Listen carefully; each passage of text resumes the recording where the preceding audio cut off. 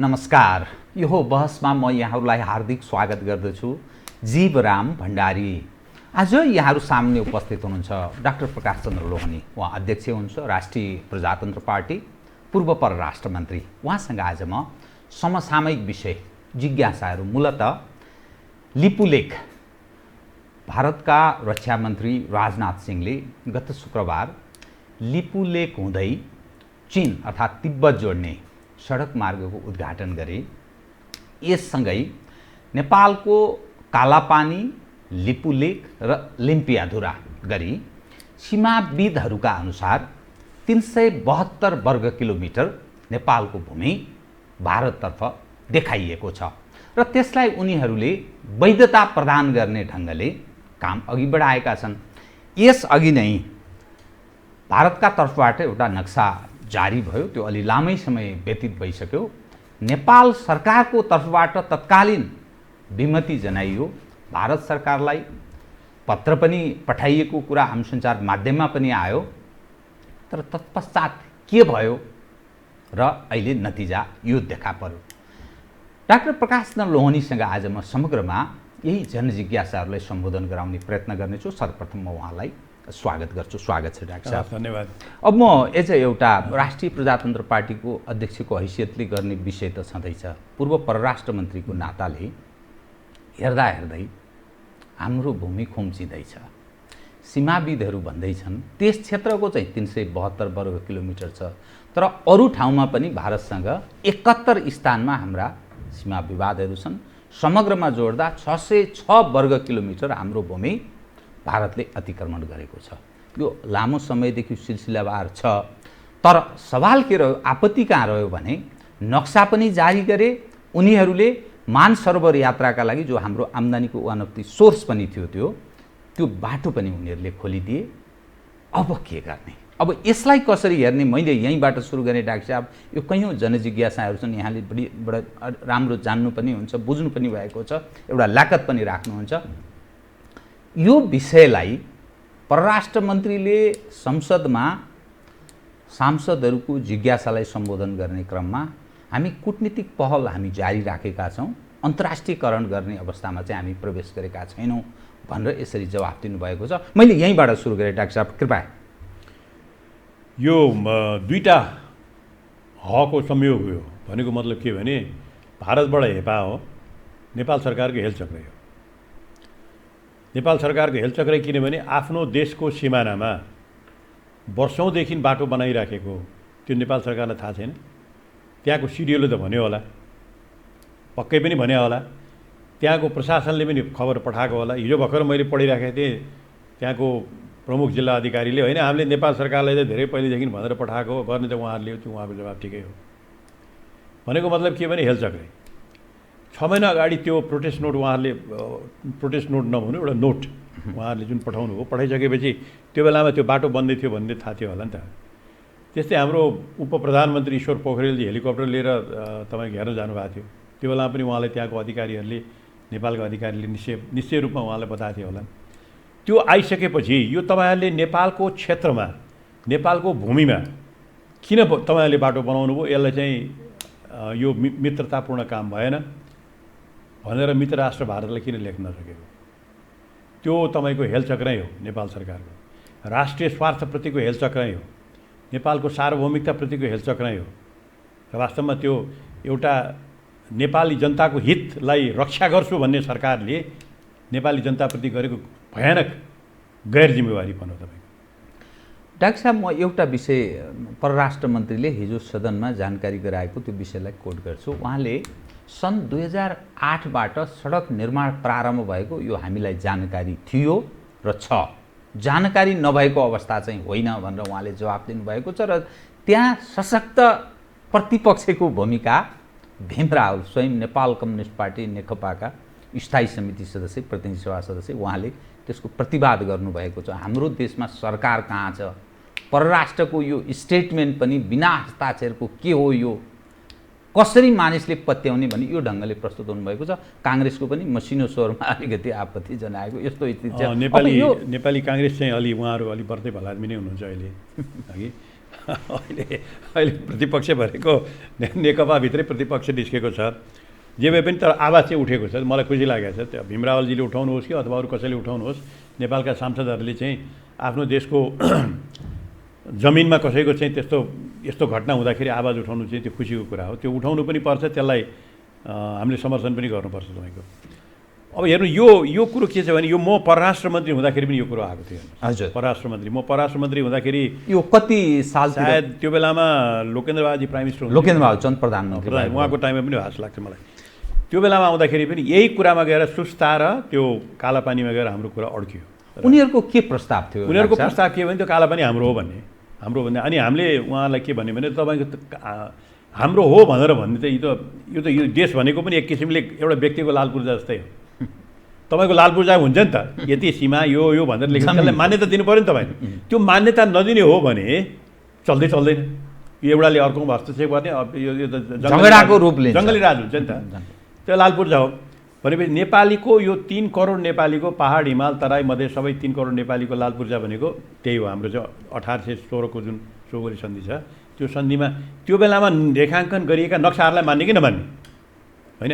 त्यो नक्साहरू हेर्दाखेरि हेर्नुहोस्, त्यो नक्साहरूमा 1827मा यो बेलायतको अथोरिटी नक्सा निस्केको छ, 1830मा निस्केको छ, 1846मा निस्केको छ, 1856मा निस्केको छ।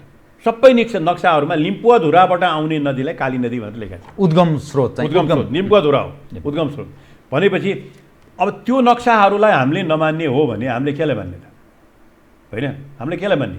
त्यस कारण यो कुराहरू उहाँलाई भनिसकेपछि, हाम्रा भारतीय मित्रहरूलाई मित्र राष्ट्रका प्रतिनिधिहरूलाई भनिसकेपछि अनि उहाँहरूसित चाहिँ ल यो इस्युलाई चाहिँ बेसिकली यो इस्युलाई चाहिँ अहिले चाहिँ थाँती राखौँ, यसलाई पछि चाहिँ हामी छलफल गरौँ भनेर त्यो बेलामा हामीले चाहिँ त्यसलाई चाहिँ मानेको छैन तपाईँको। त्यो बेला हामीले त्यसलाई त्यसो भनेर भएको। त्यसपछि म परराष्ट्र मन्त्री म निस्केँ, त्यसपछि फेरि के भयो त्यो अहिलेसम्म निप्टारा भएको छैन।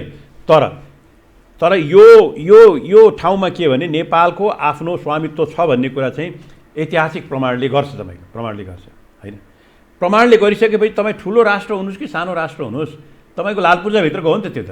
हामी 3 करोड मान्छेको सार्वभौम सत्ता सम्पन्न यो राष्ट्र हो। यो राष्ट्रको 1 इन्ची जमिनमा तपाईँको आफ्नो लाल पूर्जा, तपाईँ घरको अहिले चाहिँ कति जग्गा छ, तपाईँ घरको चाहिँ त्यहाँ लाल पूर्जामा चाहिँ तपाईँको छिमेकीले ल्याएर पर्खाल लाउनु लायो भने नि अलिकति मिच्यो भने यो त भएन भन्नु नि तपाईँले, निश्चय नै नाप्न पऱ्यो भन्नु न, निश्चय नै मेरो त कागज यही हो, आधार त्यही हो भने यसलाई अहिले चाहिँ भारत सरकारले विवादास्पद भनेर भनिसकेपछि त्यो ठाउँमा लगेर बाटो बनाउने, त्यो पनि नेपाललाई थाहा नदिकन, नेपाललाई थाहा नदिने भने नेपालको स्वीकृति नलिकन, किन नेपालको हामीले यसो गर्न लाग्छ भनेर कि त भन्नु पऱ्यो। विवादास्पद ठाउँमा त गर्नै पाइँदैन।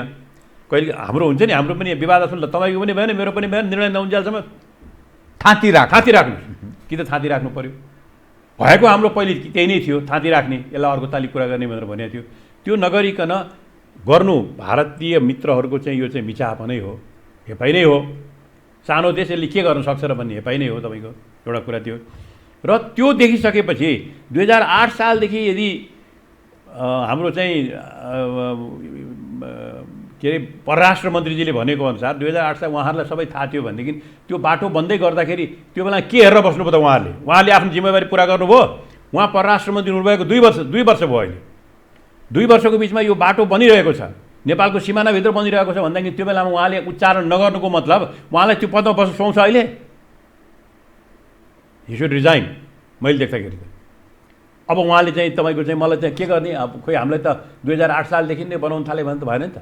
यो परराष्ट्र मन्त्रीको मात्रै विषय कि प्रधानमन्त्रीको पनि, जस्तो यहाँले राजीनामाको कुरा गर्नु, यो प्रधानमन्त्रीको पनि विषय हुनसक्छ? तपाईँले ल्याइहाल्नुभयो कुरा। प्रधानमन्त्रीले त पहिले यो इस्यु आउँदाखेरि त कहाँको हामी त्यहाँ केही गर्न दिने, हामी त त्यो जमिनै फिर्ता लिएर आउँछौँ, अब हेर देखाइदिन्छु म भनेर भने नि त प्रधानमन्त्रीले। प्रधानमन्त्रीजीले त के बोल्नुहुन्छ र के बोल्नु भन्ने ठेगानै छैन। वास्तव भन्नुहुन्छ भनेदेखि त यो प्रधानमन्त्रीजीको त यो सामान्य प्रधानमन्त्रीजीको त यो ठुलो तपाईँको चाहिँ नेपाली जनताप्रतिको उहाँको धोकादारी हो यो वास्तवमा। भन्नुभयो होइन त्यही कुरा उहाँले। त्यो भनेको मान्छेले गएर त्यसरी बाटो त्यहाँ बन्दाखेरि नेपाली सरहदभित्र बाटो बनिरहेको छ, ए बाबा किन बन्यो तपाईँहरूले भनेर एउटा चाहिँ प्रोटेस्ट गर्न नसक्ने त्यो बेलामा? अनि अहिले आएर चाहिँ ओहो भएर चाहिँ बनेर उद्घाटन भइसकेपछि तपाईँ कराउने? डाक्टर साहब म एउटा सम्झाउँछु, प्रधानमन्त्रीले बालुवाटारमा एउटा सर्वदलीय प्रकृतिको बैठक पनि बोलाउनु भएको थियो। त्यसमा सायद राष्ट्रिय प्रजातन्त्र पार्टी पनि सहभागी थियो। सबैको एकमत के रह्यो भने यो कालापानी, लिम्पियाधुरा र लिपुलेक क्षेत्र नेपालको, त्यसकारण सरकारले तदनुरूप नै काम कुरा अगाडि बढाओस् भन्ने एउटा म्यान्डेट, सर्वदलीय बैठकको म्यान्डेट थियो। उनीहरूले नक्सा जारी गरिसकेपछि तत्पश्चात, किनभने परराष्ट्र मन्त्रीले 2008 देखि नै त्यो सडक बनेको हामीलाई जानकारी छ भनेर सदनमा जानकारी पनि दिनुभयो। तत्पश्चात के गर्नुभयो भन्ने एउटा प्रश्न। दोस्रो, त्यो उद्घाटन गरेपछि आम सञ्चार माध्यममा समाचार आएपछि मात्रै यो विषयले महत्त्व पायो। सरकारले यो कुरालाई किन लुकाउन चाह्यो? आम सञ्चार माध्यममा यदि वास्तवमा यो कुरो नआएको भएदेखि त, अथवा चाहिँ भन्नुहोस् न, राजनाथजीले चाहिँ त्यहाँ यो प्रेसमा नल्याएको भएदेखि त थाहा नहुने रहेछ हामीलाई। नेपाल सरकारले त केही मतलब रहन्छ त? भनेको मतलब नेपाल सरकारको अहिलेको प्रधानमन्त्री ओलीको सरकारले नेपालको राष्ट्रिय हितको राष्ट्रियता र राष्ट्रिय हितको सुरक्षा गरेन, गर्न चाहेन, उपेक्षा गर्यो। यो यथार्थतालाई त्यो पार्टीले बुझ्ने कि नबुझ्ने, त्यो यथार्थतालाई प्रतिपक्षले बुझ्ने कि नबुझ्ने, यो यथार्थमा तपाईँले नेपालको राष्ट्रिय सुरक्षा, नेपालको राष्ट्रियताको चाहिँ तपाईँले उपेक्षा गर्नुभयो भनेर राजीनामा माग्ने कि नमाग्ने? यो त ठुलो कुरा हो तपाईँ। अब तपाईँलाई थाहा छ अहिले उहाँहरू यस्तो कुरामा त हुनुहुन्न। उहाँहरू त को खालि आन्तरिक तनाव भन्दा पनि आन्तरिक तनाव पनि बडो तल्लो स्तरको तनावमा, भनेको मतलब रातारात कानुन परिवर्तन गरेर रातारात चाहिँ टोपीबाट खरा निकाल्ने काममा हुनुहुन्छ अहिलेको हाम्रो प्रधानमन्त्रीजी। भने हुनाले यो एउटा चाहिँ ठुलो तपाईँको यो सरकारको लागि कलङ्क हो। यो सरकारले माफी माग्नुपर्छ नेपाली जनतासित, प्रधानमन्त्रीले माफी माग्नुपर्छ मेरो गल्ती भयो भनेर, र हाम्रो चाहिँ मित्र राष्ट्र भारतलाई चाहिँ हामीले प्रोटेस्ट नोट लेखेर पठाउनुपर्छ। किनभने तपाईँले अहिलेसम्म लिएर आउनुभएको स्ट्यान्ड, प्रमाणसहित अहिलेसम्म लिएर आउनुभएको स्ट्यान्ड तपाईँको के छ भनेदेखि चाहिँ यो नेपालको जमिन हो, हाम्रा प्रमाणहरू छन्, हाम्रा नक्साहरू छन्, किन त्यसलाई मान्दिनँ भन्नु पऱ्यो। त्यो नमान्ने हो भनेर भनेदेखि 1816 को सन्धिलाई मान्ने कि नमान्ने? डाक्टर साहबलाई मैले हिजोकै परराष्ट्र मन्त्रीको फेरि सदनमा दिएको जवाफलाई म विषय उठान गर्छु। 1816 को सुगौली सन्धिको नक्सा हामीसँग सुरक्षित छ। त्यस अनुरूप लिम्पियाधुरा, कालापानी र लिपुलेक क्षेत्र नेपालको भन्ने उहाँले दाबी पनि गर्नुभयो। तर उहाँले दुईटा शब्द प्रयोग गर्नुभएको छ, हामी कूटनीतिक पहल जारी राख्ने हामी प्रयासमा छौँ, त्यो कूटनीतिक पहलका माध्यमबाट यो समस्या सुल्झाउँछौँ, अन्तर्राष्ट्रियकरण गर्दैनौँ भन्ने उहाँको भनाइ छ। कतिपय मान्यजीहरूको यसलाई अन्तर्राष्ट्रियकरण गरौँ तत्काल भन्ने पनि छ। अब यो सवालमा नि एज अ पूर्व परराष्ट्र मन्त्रीको हिसाबले के गरिनु ठिक हुन्छ? यो नक्सा हुँदाहुँदै त्यो ढङ्गले पहिले नै किन पहल भएन? यो दुई विषय डाक्टर साहब। हो, पहिले नै किन पहल भएन? नक्सा पनि 1816 मात्रै होइन तपाईँको। मैले पनि त्यो बेलाको मलाई पनि थाहा छ, 1827 मा बेलायतबाट निस्केको छ, उनीहरूको अथोरिटिजमा निस्केको छ, आधिकारिक नक्सा 1830 मा निस्केको छ, 1846 मा निस्केको छ, 1856 मा पनि निस्केको छ तपाईँको। 1856 मा सबै नक्साहरूमा चाहिँ लिम्पुवाधुराबाट निस्केको नदी चाहिँ काली नदी भनेर लेखेको छ। भने त यो त प्रमाण त छ त, प्रमाण त हाम्रो त अकाट्य प्रमाणहरू छ।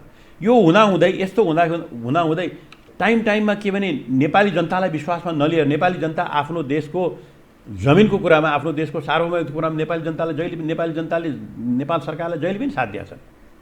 पहिले एकताल नेपाललाई के त्यो भारतबाट जुन भएको थियो नि तपाईँको चाहिँ घेराउ, के अरे नाकाबन्दी भएको बेलामा नेपाली जनताले साथ दिएनन् र? निश्चय। त यो कुरामा पनि हाम्रो यो हो भनेर चाहिँ भारतलाई लेख्ने, भारतसित कुरा गर्ने, उहाँहरू प्रधानमन्त्री कतिपय राष्ट्रपति जानुभएको छ, उहाँका प्रधानमन्त्री आउनु भएको छ, त्यो ठाउँमा किन इस्यु नउठाएको होइन? अब उहाँ नै भन्नुहुन्छ, हाम्रो चाहिँ परराष्ट्र मन्त्री भन्नुहुन्छ दुईवटा प्रधानमन्त्रीहरूको बिचमा भएको सम्झौता पनि लागू भएन भने, त्यो लागू नभएको भन्ने थाहा थियो भनेदेखि किन चिठी लेख्नु भएन? किन समयमा काम गर्नु भएन? उहाँलाई के को लागि पठाएको? के को लागि मन्त्री हुनुभएको? परराष्ट्र मन्त्री भएको अथवा प्रधानमन्त्री भएको? त्यसकारण चाहिँ के भने यो चाहिँ त एउटा गम्भीर भुल, एक किसिमको गम्भीर एउटा चाहिँ नेपाली जनताको हितको चाहिँ उपेक्षा उहाँहरूले गरेकै हो। कमसेकम उहाँहरूले हामीले यो भुल गरेँ भनेर नेपाली जनतासित माफी माग्नुपर्छ उहाँ। एउटा कुरो। दोस्रो कुरो, तपाईँले जुन अर्को प्रश्न उठाउनु भयो त्यो कुरोमा के भने नेपालले प्रोटेस्ट नोट भारतलाई लेखेर पठाउनुपर्छ, एउटा कुरो। र भारतसित जस्तोसुकै वार्ता भए पनि, तपाईँको चाहिँ जस्तोसुकै समस्या भए पनि हामी मित्रहरू नै हौँ, हामी मित्र हौँ। हामी नेपाल जहिले पनि भारतको मित्र हो। नेपालका युवाहरूले, नेपालका जवानहरूले भारतको स्वतन्त्रता, भारतको रक्षाको लागि लड्या छन् नेपालीहरूले, होइन? त्यस्तै भारत पनि हाम्रो लागि आवश्यक छ, नेपाल पनि आवश्यक छ भारतको लागि, हरेक कुराले आवश्यक छ। भने यो हामी छिमेकी भएर जुन बसेको छौँ, छिमेकीहरूसितै हुन्छ। फेरि एउटा म तपाईँलाई भन्छु, कहिले कहिले सीमाको विवाद पनि छिमेकीहरूसितै हुन्छ। तपाईँको घरको चाहिँ लाल पूर्जाको विवाद चाहिँ अर्कोसित त हुँदैन नि त, जो छिमेकी छ त्यही छिमेकीसितै हुन्छ। त्यो छिमेकीसित भयो भन्दैमा आफ्ना कुराहरू भन्न नछाड्नुहोस्, होइन? र यसलाई तपाईँको चाहिँ छिमेकीले बोलाएर ल तपाईँ र म बसेर कुरा त गर्नु पऱ्यो नि, कुरा त गर्नु पऱ्यो नि। यहाँ त सार्थक कुरै भएको छैन। मलाई थाहा छैन, 1996मा म परराष्ट्र मन्त्री हुँदाखेरि हाम्रोबाट स्पष्ट रूपमा यो कुरोमा चाहिँ हामी मान्दैनौँ र कालापानी र चाहिँ सुस्ताको चाहिँ क्लियर नभइकन अरू कुरा पनि हुँदैन भनेर त्यो बेलामा स्पष्ट रूपमा भनिसकेपछि अर्को पटक हामी चाहिँ यसको बारे कुरा गर्छौँ भन्दाखेरि यहाँको सरकारहरूले गरेछ। त्यसपछि माइनोटहरू के छ त, के कुरा भयो त्यसको बारेमा? नेपालले के प्रस्तुति गर्यो? जसरी त्यो बेलामा हामीले गरेका थियौँ, त्यो बेलामा परराष्ट्र मन्त्रीको हैसियतले प्रमाण राखेर गरेका थियौँ हामीले। पुण्य प्रसाद ओलीजी भन्ने त्यो बेलामा नापीको हाकिम हुनुहुन्थ्यो, महानिर्देशक हुनुहुन्थ्यो, उहाँले सबैले रहनु भएको थियो। नेपालसित छ तपाईँको बुद्धिनारायणजीले त लेखेर किताबै त्यत्रो लेख्नु भएको छ। कसैलाई तपाईँको हेर्न मन लाग्छ भने उहाँको किताबै एउटा चाहिँ इन्साइक्लोपिडिया जस्तो छ वास्तवमा भन्नुहुन्छ भने। त्यस्तै तपाईँको चाहिँ पहिलेको चाहिँ एकजना सचिव हाम्रो के द्वारिकानाथ होइन, सूर्य अख्तियारको पनि हाकिम हुनुहुन्छ, सूर्यनाथजी। उहाँहरूको पनि प्रतिवेदन छ, सबैमा एउटै छ, त्यही डकुमेन्ट्सहरू त्यही हो। त्यो भइसकेपछि नेपाल सरकारले त्यसपछिका हाम्रा सीमाका बैठकहरूमा, त्यसपछिका सचिव स्तरीय बैठकमा, मन्त्री स्तरीय बैठकमा यो कुराहरू किन नउठाएको? यो कुराहरू उठाएको छ र त्यसमा चाहिँ योभन्दा अगाडिका सरकारले किन उठाएन? र अहिले आइरहेको 2 वर्षपछिको यो आफूलाई बडो राष्ट्रवादी भन्ने सरकारले यो कुरालाई किन भारतीय प्रधानमन्त्री आउँदाखेरि किन नउठाएको, रेकर्ड किन नगरेको, हाम्रो राष्ट्रपति जाँदाखेरि किन त्यस्ता कुराहरू नगरेको? र त्यसरी बाटो बनाउँछ भन्ने बाटो बनाइराखेको छ भन्ने थाहा पाउँदै त्यसमा हाम्रो असहमति चाहिँ यो चाहिँ डिस्प्युटेड एरिया हो, भारतले मानेको छ यो डिस्प्युटेड भनेर। म परराष्ट्र मन्त्री हुँदाखेरि नै हो उनीहरूले यो डिस्प्युटेड भनेर, यो त्यसपछि पछि यसमा यो डिस्प्युटेड टेरिटोरी पो पछि कुरा गरौँ भनेर भनेको छ। माइनोरिटी एरिया हुन्छ। त्यो बेलामा अहिलेको सरकारले किन एक शब्द नबोलेर बसेर अब बाटो बनिसकेपछि चाहिँ अब ठुल्ठुलो चाहिँ उहाँहरूले कुरा गर्नुभएको छ, ठुल्ठुलो चाहिँ त्यो लेखेर पठाउनु भयो, एउटा वक्तव्य निकाल्नु भएको छ, त्यसको म समर्थन गर्छु, लेखेर ठिक छ त्यो, तर प्रोटेस्ट नोट पठाउनुपर्छ। डाक्टर साहब, यहाँ परराष्ट्र मन्त्रीले दिएको जवाफमा एउटा मैले काहीँ न काहीँ एउटा यो विषय अलिकति लक्षित रह्यो। 2008देखि नै यो निर्माण भएको हो भनेर त यो पुराना पक्षहरू पनि जिम्मेवार उहाँले भन्नु खोजेको मैले मात्रै कहाँ हो र 2008देखि नै भएको, यो त चाहिँ धेरै पहिलेदेखि भएको, अरू पनि त जिम्मेवार छन्। त्यो तरिका भएन तपाईँको, त्यो ल्याङ्ग्वेज होइन। त्यो 2008देखि भयो, तर तपाईँको 2.5 वर्षदेखि त तपाईँ हुनुहुन्छ नि त, 2 वर्ष 3 महिनादेखि त तपाईँले के गर्नुभयो त? तपाईँको सरकारले के गर्यो? तपाईँ परराष्ट्र मन्त्री भएर के गर्नु, प्रधानमन्त्री भएर के गर्नुभयो? मन्त्रीहरू त्यो बेला उहाँ भारतमा गएर भेट्दाखेरि कुरा राख्नुभयो, माइनोरिटीमा राख्नुभयो, एजेन्डाको इस्युमा उठाउनु भयो, के गर्नुभएको छ तपाईँहरूले? केही पनि गर्नुभएको छैन। अर्काको थाप्लोमा हालेर सुख पाए, अर्काको थाप्लोमा हालेर तपाईँले अहिले भन्न मिल्दैन, किनभने अहिले जिम्मेवारी तपाईँहरूको हो। 2 वर्षदेखि तपाईँहरूको जिम्मेवारी छ। त्यो 2 वर्षको पिरियडमा तपाईँले के गर्नु भएको छैन। त्यस कारण मेरो चाहिँ सल्लाह के छ भने प्रोटेस्ट नोट आफ्नो एउटा चाहिँ डिप्लोमेटिक नर्म अनुसार लेखेर पठाउनुहोस् र भारत मित्र राष्ट्र भारतले यसको बारेमा कुरा गरौँ। यसलाई चाहिँ एउटा समाधानमा जानुपर्छ भनेपछि उनीहरूले पनि मलाई लाग्छ के भने तपाईँ आफ्नो राष्ट्रिय स्वार्थको बारेमा यो सरकार यहाँका जनता दृढ छन् भन्ने भयो भनेदेखि उनीहरूले पनि त्यसलाई सम्मान गर्छन्। हेर्नुहोस्, कुराकानी गर्नुपर्छ भन्ने हिम्मत राख्नु पर्यो, हिम्मत राख्नु पर्यो, कुराकानी गर्नु पर्यो। डाक्टर साहब, यो प्र्याक्टिसमा पनि त्यस्तो छ कि एउटा कुनै न कुनै ढङ्गले विवादको विषय बन्यो, परराष्ट्रले जारी गरेको स्टेटमेन्टमा त्यो कुनै अधिकारीको हस्ताक्षर छैन, यो कसको स्टेटमेन्ट हो भन्ने प्रश्न काहीँ न काहीँ उठ्यो। यो प्र्याक्टिसमा केही त्यस्तो छ, यो ठिक हो कि बेठिक? यो चाहिँ मलाई तपाईँको आफूलाई थाहा नभएको कुरा धेरै नभन्नु भन्छन् कि मलाई वास्तवमा मेरो कमन सेन्सले चाहिँ के भन्छ भनेदेखि परराष्ट्र मन्त्रालयले गरिसकेपछि पनि त्यहाँ चाहिँ त्यो तपाईँको कसैको हस्ताक्षर राम्रो हुन्थ्यो होला, राम्रो हुन्थ्यो, होइन? जस्तो अब तपाईँको नेपाल कम्युनिस्ट पार्टीले अहिले वक्तव्य निकालेको छ नि त।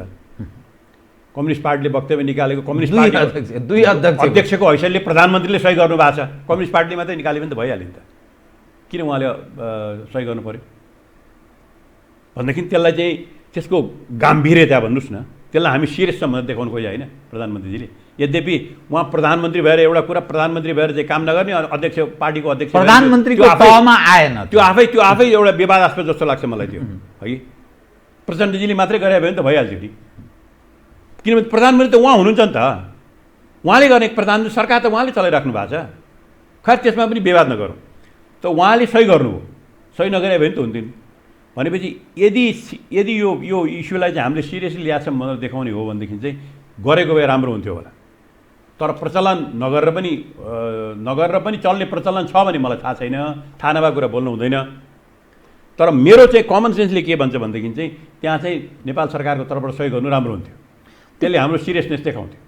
परराष्ट्रमा काहीँ न काहीँ त्यो अधिकारीहरूमा एउटा त्रासको फिलिङ पनि छ क्या हो, त्यो सन्देश त्यस रूपमा काहीँ न काहीँ पहुँच त्यो अरू अन्तर्राष्ट्रिय ताकत। परराष्ट्र मन्त्रालय पनि तपाईँको म यसमा जिम्मेवार ठहराउँछु। परराष्ट्र मन्त्रालयमा त्यत्रो इस्टाब्लिसमेन्ट छ नि, इन्डिया सेक्सन हेरेर बसेको छ, साउथ इस्ट एसिया हेरेर बसेका सेक्सनहरू छन्, सहसचिवहरू छन्, उहाँहरूले के ब्रिफिङ गरिरहेको छ कि छैन त मन्त्रीहरूलाई, अहिले तुरुन्त आएको होइन, त्यो पनि त हेर्नु पऱ्यो नि त। हाम्रो परराष्ट्र मन्त्रालयले यस्तो हुँदाखेरि के हेरेर बसिराख्यो त? मन्त्री त रिप्रेजेन्ट गर्ने हो, जिम्मेवारी त मन्त्रीकै हो, तर त्यो इन्स्टिट्युसनले जो मन्त्री आए पनि गए पनि त्यो इन्स्टिट्युसन त रहन्छ नि, पर्मनेन्ट सरकार त छ नि त्यहाँ, सचिवदेखि लिएर सबैका। त उनीहरूले के भूमिका खेले त यो यो यो यो इस्युहरूमा? यो इस्यु उठाउनुपर्छ भने लगे कि लगेनन्? त्यो त रेकर्ड हुनु पऱ्यो नि कतै। त्यो के छ त्यो? वास्तवमा एउटा टोटल ओभरअल हेर्नु परेको छ परराष्ट्र मन्त्रालयको पनि। मैले देख्दाखेरि के पनि बडो हलुका तरिकाले परराष्ट्र मन्त्रालयभित्र पनि त्यहाँ जाने, केही समय बस्ने, कसरी हुन्छ राजदूत पड्काउने, त्यति मात्रै फोकस जस्तो देखिन लाग्छ। मन्त्रीहरू चाहिँ सबैतिर राम्रो हुने, कुनै कसैलाई चित्त दुख्ने अथवा चाहिँ आफ्नो देशको हितको कुरा पनि भन्न पनि गाह्रो मान्ने, उसलाई चित्त दुख्छ कि भनेर। तपाईँ के को लागि मन्त्री हुनुभयो त्यहाँ? कसको लागि मन्त्री हुनुभयो? नेपाली जनताको लागि कि अरूको लागि? प्रश्न त आयो नि। यो लुते अवस्था, लुरे भन्छ नि, यो लुरे अवस्था देखा पर्यो। डाक्टर साहब, अब सवाल के रह्यो भने हामी कूटनीतिक पहल निरन्तर जारी राख्छौँ, परराष्ट्र मन्त्रीको भनाइ हो। अन्तर्राष्ट्रियकरणको विषय पनि काहीँ न काहीँ उठ्न थालेको छ। अब के गर्ने, किनभने जमिन त उनीहरूले उपयोगमा लगिसके। अन्तर्राष्ट्रियकरण भनेर भन्दा यो यसमा चाहिँ कुल हेडले विचार गर्नुपर्छ, अघि ठन्डा दिमागले विचार गर्नुपर्छ।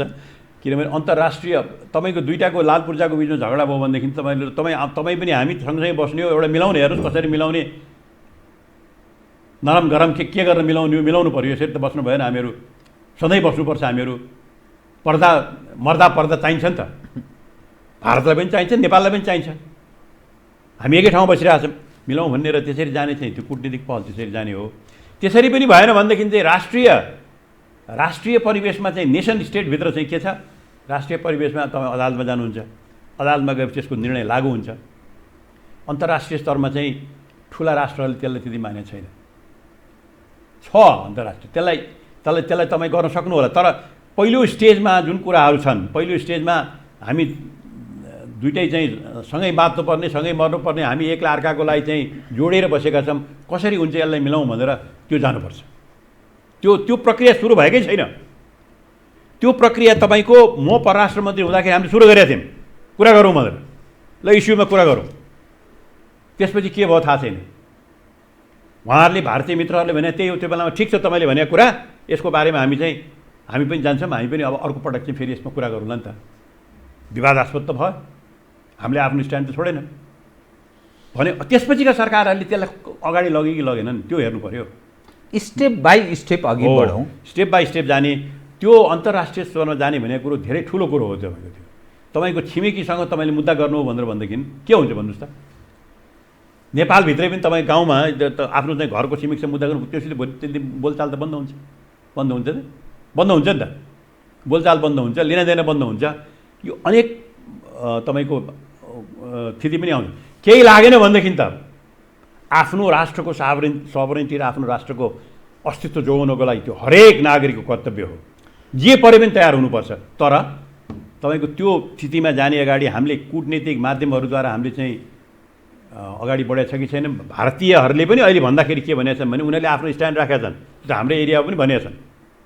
तर त्यसको साथसाथै उनीहरूले के पनि भनेका छन् भने कूटनीतिक माध्यमद्वारा हामी यसलाई समस्या सल्झाउनको लागि हामी जहिले पनि तयार छौँ भनेका छन्। ठिक छ, करेक्ट हो, त्यो भनेको करेक्ट हो। नेपालले पनि त्यही भनेको छ भने अब नेपाल सरकारले भारत सरकारलाई चाहिँ तपाईँको यो सबैको कुरा राखेर चाहिँ अब तुरुन्त हामी चाहिँ बसौँ भनेर नेपाल सरकारले नोट गर्नुपर्छ र नेपाली जनतालाई विश्वासमा लिनुपर्छ, नेपालको संसदलाई विश्वासमा लिनुपर्छ, संसदीय समितिहरूलाई विश्वासमा लिनुपर्छ। हामीले यसो गर्दैछौँ भनेर पारदर्शी भएर जानुपर्छ अब, किनभने यो समस्या समाधान गर्नको लागि तपाईँले जनतालाई साथमा लिनुपर्छ। जनताको बल चाहिन्छ तपाईँलाई, जनताको बल र 3 करोड जनताको एउटा आवाज छ भन्ने भइसकेपछि भारतीय मित्रहरूले पनि त यो यो यो हाम्रो चाहिँ साथीलाई चाहिँ व्यवहार राम्रो गर्नुपर्छ भने त आउँछ नि त, बाध्य हुने स्थिति भन्न सक्नु पर्छ। हेर्नुहोस्, एउटा के छ भनेदेखि राष्ट्रहरूको बिचमा आफ्नो राष्ट्रको स्वार्थ, म त्यहाँ जाँदाखेरि म अर्को देशसित जाँदाखेरि मित्रता चाहन्छु, तर सबभन्दा पहिले त्यो मित्रताले मेरो राष्ट्रलाई पनि फाइदा गर्नुपर्छ भन्ने कुरा तपाईँले मनमा राखेर मेरो राष्ट्रको लागि बोलिरहेको छु म। मेरो मेरो मेरो मेरो कुराले मेरो राष्ट्रलाई पनि फाइदा हुनुपर्छ, उसलाई पनि फाइदा हुनुपर्छ, तर एकतर्फी हुनु हुँदैन। र मेरो सत्ताको लागि म कसैको हात जोड्न जान्न, बरु बाहिर बस्छु, त्यो मनस्थिति लिएर तपाईँ जानुहोस्। त्यो बेलामा मैले चाहिँ के देखाएको छु भनेदेखि अरू मित्र राष्ट्रहरूले पनि तपाईँलाई त्यही बेलामा सम्मान गर्छ। यो चाहिँ यो किनभने यो चाहिँ आफ्नो देशको स्वार्थ हेर्ने मान्छे हो, यो चाहिँ यो ठिक मान्छे हो भनेर अनि त्यो बेला सम्मान गर्छ। त्यही चरित्र अहिले देखिएको छैन तपाईँको, त्यही चरित्र अहिलेको सरकारमा देखिएको। लोयल्टीमाथि काहीँ न काहीँ प्रश्न। डाक्टर साहब, म अलिकति इतिहास पनि यसो सम्झाउने प्रयत्न गर्छु। डोकलाममा 2टा देशका सैनिक ताकतहरू त्यो छाती जोडेर एकअर्कामा धकेल भएको पनि म सम्झिरहेको छु। अस्ति मात्रै सिक्किममा चीन र भारतका सेनाबीच त्यो धक्कम धक्का त्यस्तो भएको पनि म दृश्य 2 दिन अगाडिको म यहाँ डाक्टर साहबलाई मैले सम्झाएँ। हिमाञ्चलमा पनि चीन र भारतका सेनाबीच त्यो खालको धक्कम धक्का भएको दृश्य जलजल सम्झिरहेको छु। यो हाम्रो देशमा नि यो राजनीतिक जो संयन्त्र छ, मैले डाक्टर साहबलाई अन्यथा रूपमा मैले प्रस्तुत गर्न खोजेको होइन, राजनीतिक संयन्त्रका राजनीतिक अगुवामाथि काहीँ न काहीँ नेपाली जनको त्यो अविश्वास र शङ्का छ। 12 बुँदे दिल्ली सहमति अनि त्यसभन्दा अगाडिको पनि नेपालको राजनीतिक परिवर्तनमा काहीँ न काहीँ त्यो अन्तर्राष्ट्रिय ताकतहरूको भूमिका, यहाँ प्ले गर्ने अन्तर्राष्ट्रिय शक्तिहरूका कारण क्रीडास्थल जस्तो नेपाल बनेको एकदम कमजोर राज्य संयन्त्र, राजनीतिक संयन्त्र, पोलिटिकल संयन्त्र, अरू विङहरूमाथि पनि काहीँ न काहीँ डिफेन्स र सेक्युरिटीमाथि पनि प्रश्न छ। संसारमा आफ्नो देशको अलिकति जमिन मिचिँदा पनि त्यसरी त्यो सैन्य ताकत अथवा सुरक्षा संयन्त्र या मानिस त्यो ढङ्गले प्रस्तुत हुन्छन्। यो हामी कहाँ त्यो स्थिति चाहिँ किन बन्दो रहन्छ? काहीँ न काहीँ त्यो एउटा प्रश्नको रूपमा रह्यो। डाक्टर साहब, यसलाई कसरी बुझ्ने हो?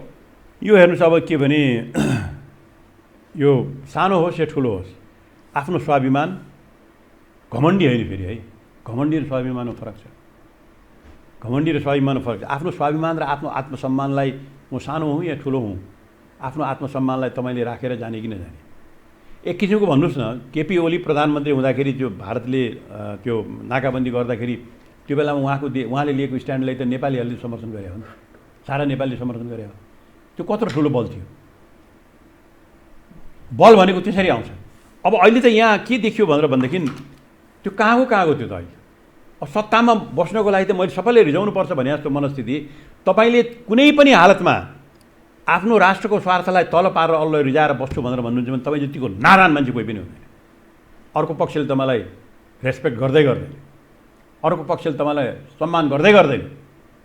त्यसकारण नेपालका सत्ताधारीहरूले, नेपालका सत्तामा बस्ने मान्छेहरूले एउटा कुरो के हुनु पर्यो भनेदेखि हामी अरूको अहित गर्दैनौँ, तर हामी सानो छौँ भनेर हामीलाई कसैले चाहिँ तपाईँको चाहिँ त्यही खालको व्यवहार सानो भनेर हेप्ने व्यवहार गर्यो भने त्यो बेलामा हामी चाहिँ आफ्नो आत्मसम्मान छोड्दैनौँ है।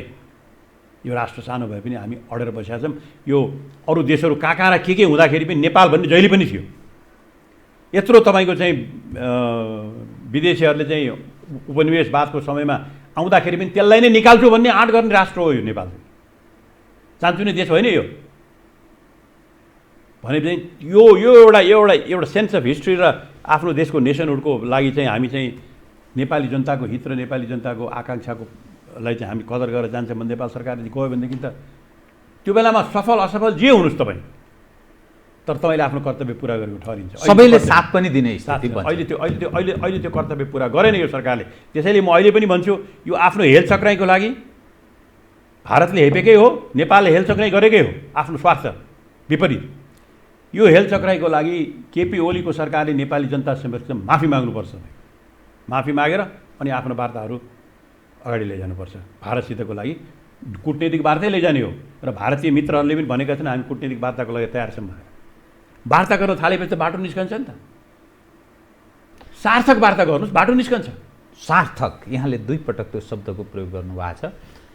ल मानिलिनुहोस् डाक्टर साहबले भनेको जस्तो भएछ भने राम्रो भयो रे। कथम भन्ने मैले भाषा प्रयोग गरेँ। कथम उहाँले त्यो गर्नु भने किनभने नक्सा त पहिल्यै भारतले जारी गर्यो, हाम्रो क्षेत्र उनीहरूको हो भनेर दाबी गर्दै त्यसको नतिजा आएको देखिया थिएन कि। राष्ट्रवादको नारा पनि छ, नेपाली जनले देशभक्त हुन् केपी ओलीजी भनेर मत पनि जाहेर गरेको, झन्डै झन्डै 2/3 बहुमतको निकटमा मत पनि उहाँलाई प्राप्त छ, तर नतिजा आएन नि।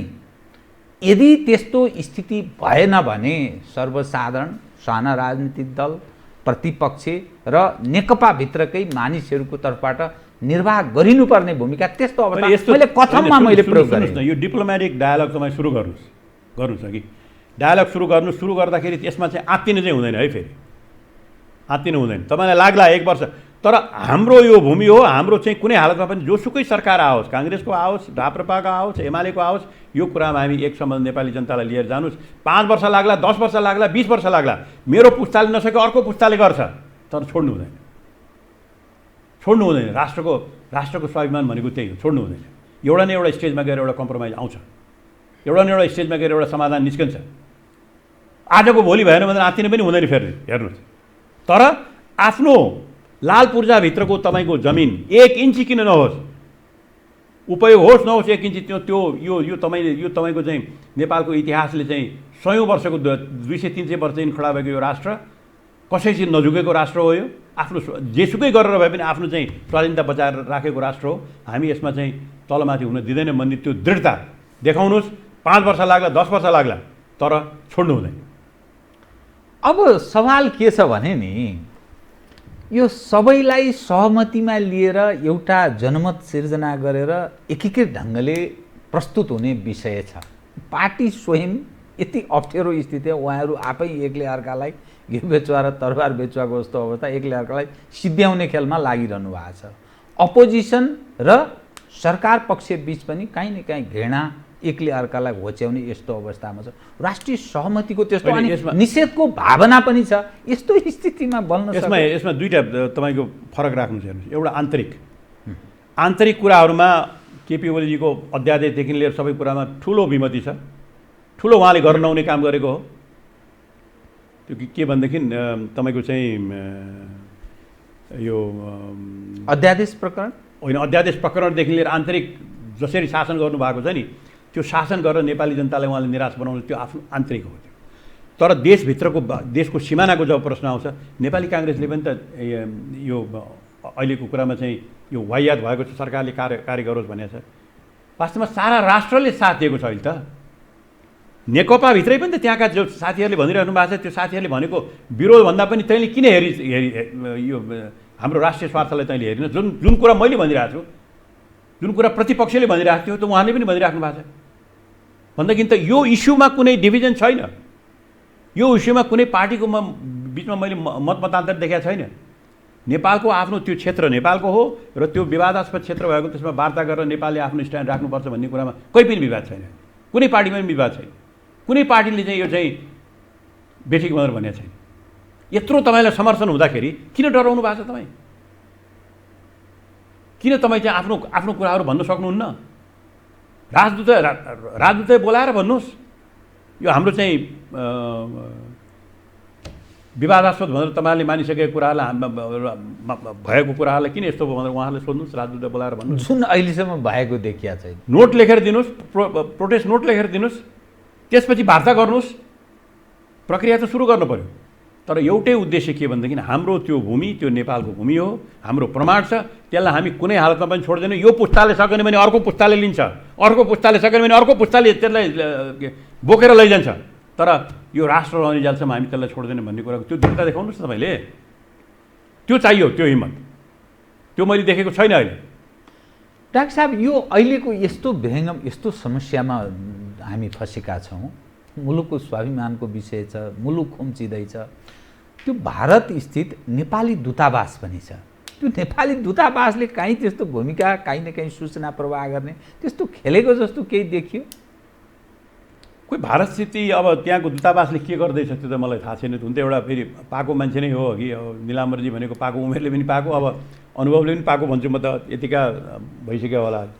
तर त्यस्तो खास हाम्रो दूतावासले केही मुभमेन्ट गरेको चाहिँ केही मैले देखेको छैन। दूतावासले हेर्ने पनि त नेपाल सरकारलाई हेर्ने हो नि त। नेपाल सरकारले यो गर भनेपछि अलिकति गर्ने पनि हो, यो लाइनमा जाऊ भनेपछि जाने हो। अहिले त केही लाइनै चाहिन्छ यहाँ त। आखिर त्यहाँ उद्घाटन भइसकेपछि नै थाहा भयो, हाम्रो दूतावासलाई पनि थाहा थिएन होला। डाक्टर साहब, कतै मैले यो शङ्काको एक विषय उठान गरेँ। कतै यो 12 बुँदे दिल्ली सहमति जो नेपालको राजनीतिक परिवर्तनमा अहम भूमिका निर्वाह गरेको दाबी गर्छन्, त्यसैको एउटा सिलसिलेवार निरन्तरता त हो। यो भित्रभित्र काहीँ न अन्डरस्ट्यान्डिङ, बाहिर चाहिँ एक खाले, किनभने चीनको पनि त्यसमा विमति छ। चीनको विमतिका बावजुद पनि यो भएको भन्ने अर्थ पनि लाग्दैन। हाम्रो नेपालको विशेष सम्बन्धको कुरा गर्न थालेछन् चीनसँग, समान दूरीको सम्बन्ध भन्दा पनि यस्तो विषय पनि कहीँ न कहीँ यो पछिल्लो समयमा उठ्न थालेको छ। यो अवस्थाको उपज त होइन। हेर्नुहोस्, यो के भने त्यो होइन, यो त्यो के भनेदेखि जुन हरेक देशले आफ्नो आफ्नो राष्ट्रिय स्वार्थ आफ्नो तरिकाले परिभाषित गरेको हुन्छ। राष्ट्रिय स्वार्थ, चीनको राष्ट्रिय स्वार्थ पनि आफ्नै नेपालसित, नेपाल स्थायी भएर रहोस्, नेपालको स्थिरता रहोस्, किनभने त्यो उसको राष्ट्रिय स्वार्थमा पर्छ। किनभने त्यसले गर्दाखेरि तिब्बतको 1400 किलोमिटर बोर्डरमा त तपाईँको अहिले त म भन्छु के भनेदेखि नेपालको उपस्थितिले एउटा बलियो नेपाल यहाँ हुनुको मतलब चीन र भारतलाई कत्रो ठुलो राहत हुन्छ विचार गर्नु पर्यो। आम्ने सामने हुनबाट बचा भन्नुहोस् न, 1400 किलोमिटर त्यहाँ 1900 किलोमिटर भारतमा चाहिँ त्यसलाई चाहिँ नेपालले चाहिँ त्यो ठाउँमा त दुईटाको चाहिँ फौज राख्नुपर्ने आवश्यकता त अहिले छैन नि। ठुलो काम गरिदिएको छ नेपालले दुईटाको लागि। नेपाल एउटा स्वतन्त्र र नेपाल जति बलियो भयो र चीन र भारतको स्वार्थ, तिमीहरूको चाहिँ राष्ट्रिय स्वार्थको लागि चाहिँ नेपाल संवेदनशील छ। आफ्नो स्वार्थ नछोडेर दुईटैलाई चाहिँ तिमीहरूको राष्ट्रिय स्वार्थको नेपाल संवेदनशील छ र नेपालले हानि हुने काम गर्दैन भनेर त्यो भन्नको लागि नेपाल बलियो हुनु पर्यो, नेपाल राज्य बलियो हुनु पर्यो, नेपाल राष्ट्र बलियो हुनु पर्यो। त्यो बलियो हुनु त दुईटै देशको स्वार्थमा हो नि त। चीनले चाहिँ मलाई लाग्छ यो कुरा बुझेर चीनले चाहिँ नेपालको राष्ट्रिय स्वार्थलाई त्यो स्थिरता होस् भन्नेमै छ जस्तो लाग्छ मलाई। यद्यपि उनीहरूको र भारत र उनीहरूको आफ्नो स्वार्थको कुरा आइसकेपछि फेरि नेपाललाई उपेक्षा गरे पनि देखिएको छ। जस्तो तपाईँको चाहिँ त्यहाँ ट्राई जङ्सनमा गएर उनीहरूले चाहिँ लिपु लेकको प्रकरणमा सन् 2015 को मे 15 मा हस्ताक्षर गरे दुईटा देशका नेपाललाई थाहै होइन। त्यो पनि आपत्तिजनक हो। हामीले चीनलाई पनि भन्नुपर्छ के भनेदेखि तपाईँको यति नजिकको हामी मित्र र तपाईँको राष्ट्रले हामीलाई हरेक ठाउँमा सहयोग पनि गरेको छ, हाम्रो लागि बोलेको पनि छ, सहयोग गरेको छ, शुभेच्छा राखेको छ। तपाईँका नेताहरू वास्तवमा माओ त्से-तुङदेखि लिएर सबै नेताहरूले नेपालप्रति ठुलो सद्भावना राखेका चीन। तपाईँले यस्तो कुरामा हामीलाई किन चाहिँ सोध्नु भएन भन्नुपर्छ, आपत्ति जनाउनुपर्छ त्यहाँ पनि अघि। चीनको एउटा राष्ट्र छो भने अब भारतको चाहिँ मलाई यो भन्नु त के लाग्छ, भारतको पनि अहिलेसम्म पनि के भने यो हिमालय पर्वत भनेको हाम्रो सुरक्षाको क्षेत्र हो। तपाईँलाई थाहा होला, नेहरूले चाहिँ हिमालय चाहिँ हाम्रो सुरक्षाको भन्दाखेरि यहाँको त्यो बेलाको प्रधानमन्त्री बीपी कोइरालै हुनुहुन्थ्यो। उहाँले त्यसलाई मान्नु भएन, मानेपछि उनले करेक्सन पनि गरे। चुप लागेर बसेपछि करेक्सन गर्नु थिएन नि। यसले आफ्नो स्वार्थ परेको बेलामा आफ्नो राष्ट्रलाई हानि हुने कुरा कहीँबाट आयो भनेदेखि बोल्नुपर्छ, त्यसमा डराउनु हुँदैन। किन तपाईँलाई जनताले साथ दिन्छन्। यो मनस्थिति जुन छ, यो मनस्थिति अहिले छँदै छैन। तपाईँ कि हाम्रो नेतृत्व कमजोर अथवा कुनै न कुनै ढङ्गले उनीहरूले बुझेको भनिन्छ नेपालभन्दा 22 गुणा ठुलो छ भारत, जनसाङ्ख्यिक हिसाबले र क्षेत्रफलको हिसाबले पनि त्यत्तिकै ठुलो छ। झन्डै 1 अरब 30-35 करोडको पपुलेसन भारतको छ। यो बारम्बार यो दृश्य, यो अवस्था देखिनुको पछाडि होइन, यो त हाम्रो नेतृत्वको कुनै त्यो हाम्रो नेतृत्वको के भने आन्तरिक रूपमा जब हामी कमजोर भएर जान थाल्छौँ, आन्तरिकमा हाम्रा जब विवादहरू भएर जान थाल्छन्, आन्तरिक राजनीति हाम्रो कमजोर भएर जान थाल्छ, जब हाम्रो आन्तरिक व्यवस्थाले चाहिँ नेपाली जनताको हितको सट्टा चाहिँ केही सीमित वर्गहरूको लुटलाई प्रोत्साहन दिएर जान थाल्छ, जस्तो अहिले भइरहेको छ। त्यो बेलामा राज्य कमजोर भएर जान्छ, शासन कमजोर भएर जान्छ, जनता र सरकारको बिचको एउटा जुन एकताबद्ध हुनुपर्ने हो नि त्यो टुटेर जान्छ। त्यस्तो बेलामा विदेशीहरूले चाहिँ खेल्ने ठाउँ पनि पाउँछन्। एकताबद्ध भएर जानुस्। नेपाल सानो राष्ट्र छैन, 3 करोडको राष्ट्र भनेको मझौलो स्तरको राष्ट्र हो संसारमा अहिले। सबै 100 करोडभन्दा बढीका राष्ट्र छैनन्। इजरायल हेर्नुहोस् त कति सानो राष्ट्र छ, आफ्नो स्वतन्त्रता आफ्नो चाहिँ रक्षा त गर्छु भनेर बसिरहेको छ नि। त्यो आँट हुनुपर्छ। म त गइहालेँ नि, खत्तम भइहाल्ने, म त केही पनि होइन, म त सानो छु, मलाई जुनसुकै बेला हुँदैन। त्यो पर्यो भनेदेखि त म त आफ्नो देशको लागि लड्न पनि तयार छु। त्यो भावना हुनु पऱ्यो नि त। मै भन्नु, म अहिले 75 वर्ष जति भइसकेँ। भोलि नेपालको राष्ट्रियता र राष्ट्रिय सुरक्षालाई चाहिँ भोलि कसैले हानि गर्छ र आउँछ भने त्यो बेला बन्दुक बोक्नु पऱ्यो भने म सबभन्दा पहिले जान्छु। मलाई डर छैन, किनभने मेरो कमिटमेन्ट यही देशप्रति छ। त्यो भावना आउनु पऱ्यो नि त। त्यो भावना लिएर अनि जनतालाई साथ लिएर जानुहोस् न। तपाईँलाई कसैले केही गर्न सक्दैन, कुनै राष्ट्रले केही गर्न सक्दैन। तपाईँलाई सम्मान गर्छन् त्यो बेलामा। यो देश भनेको चाहिँ यो नेपालीहरूको देश, यो चाहिँ ऐतिहासिक एउटा सभ्यताको देश हो, ठुलो सभ्यता भएको देश हो, 5000 वर्ष पुरानो सभ्यता भएको देश हो, आफ्नो स्वतन्त्रता जोगाएर बसेको देश हो। योसित राम्रो व्यवहार गर्यो भने यसले पनि राम्रो व्यवहार गर्छ भन्ने त्यो भावना दिनुहोस् न। त्यो चाहिँ हाम्रो चाहिँ अहिले चाहिँ दिन नसकेर हाम्रो कमजोरी त्यही हो। मैले फेरि कथम भन्ने भाषा नै प्रयोग गरेँ डाक्टर साहब, किनभने त्यो शङ्का गरेँ मैले कुनै अन्यथा बायस भएर पूर्वाग्रहवश विषय उठान गरेँ होइन। राजनीतिक संयन्त्रले यो समस्या सुल्झाउन काम गरेन भने अरू पनि कुनै संयन्त्र प्रयोग गर्न सकिने स्थिति हुन सक्छ होइन। यसमा के छ हेर्नुहोस्, यसमा चाहिँ के भने एउटा फर्मल च्यानल हुन्छ, औपचारिक च्यानल। ट्र्याक 1 भन्ने हुन्छ। औपचारिक च्यानलमा अब 2टा सचिवहरू बसेर गर्ने। अनौपचारिक च्यानल ट्र्याक 2 भनेर भन्छन्, ट्र्याक 3 भनेर भन्छन्। बुद्धिजीवीहरूको ट्र्याक हुन्छ, तपाईँको चाहिँ रेकर्ड नराख्ने किसिमबाट ट्र्याकहरू हुन्छन्। यी सबै ट्र्याकहरूको परिचालन गर्नुपर्छ र त्यो नेपालसितको सम्बन्ध राम्रो होस्, नेपाल हाम्रो नजाओस् भन्ने त भारतले पनि त, भारतमा पनि त छ नि त। भारतका नेताहरूलाई पनि त मैले परराष्ट्र मन्त्री म धेरै भएको होइन, 1.5 वर्ष हुँदाखेरि मैले त्यहाँ आफ्नो कुराहरू राम्रोसित राख्यो भनेदेखि भारतका मन्त्रीहरूले, भारत सरकारले, भारतका मन्त्रीहरूले त्यसलाई त सुनेको ल कसरी सहयोग गर्छन् तपाईँले ठिक भन्नु भनेर त्यस्तो भने सुनेको छु मैले त। उनीहरूले सहयोग गर्न खोजिया पनि हुन्। नभए 1996 मा तपाईँको जुन ट्रेड ट्रिटी भयो भारत र नेपालको, इतिहासमा अहिलेसम्म भएको थिएन। म त्यो बेला हुँदाखेरि नेपालको भनेर छाप लगाएको माल भारतमा जान पाउने भनेर त उनीहरूले सहयोग गरे त हो नि। नेपालको अवस्थालाई तपाईँले देखाएर चाहिँ सबै कुरा गर्दाखेरि चाहिँ ल हामी तपाईँलाई सहयोग गर्छौँ, विश्वास गर्छौँ भनेर गरे त हो नि। त्यसैले यो परराष्ट्र भनेको पनि तपाईँको अमूर्त होइन कि व्यक्तिहरूको तपाईँ र म सम्बन्ध भइराखेको छ। यो मान्छेलाई मैले विश्वास गर्न सक्छु, यसले भनेको कुरा मैले विश्वास गर्न सक्छु, यसको इमान छ, यसको चरित्र छ भन्ने कुरा आउँछ त्यहाँ। त्यसकारण यो विश्वास तपाईँले लिएर जानुहोस्, दिएर जानुहोस् कि भारतको स्वार्थको, भारतको राष्ट्रिय स्वार्थका अहम कुराहरूमा हामी पनि त्यसलाई चाहिँ उपेक्षा गर्दैनौँ, हामी त्यसको समर्थन गर्छौँ। तर त्यसको मतलब नेपालको स्वार्थ चाहिँ हानि हुने कुरामा हामी मान्दैनौँ। डाक्टर साहब, अब यो सीमाविदहरू के पनि भन्छन् भने आधा रोपनी जमिनसम्म पनि हडपिएको छ। लाल पूर्जा नेपालीको नाममा छ, तर पारिपट्टिकोले भोग चलन गरिरहेको छ। लाल पूर्जा मात्रै छ, अनि कुटिएका छन्, विभिन्न ठाउँमा घाइते भएका छन्, कतिपय मानिस मारिएको पनि उदाहरण छ नेपालको सीमा क्षेत्रमा।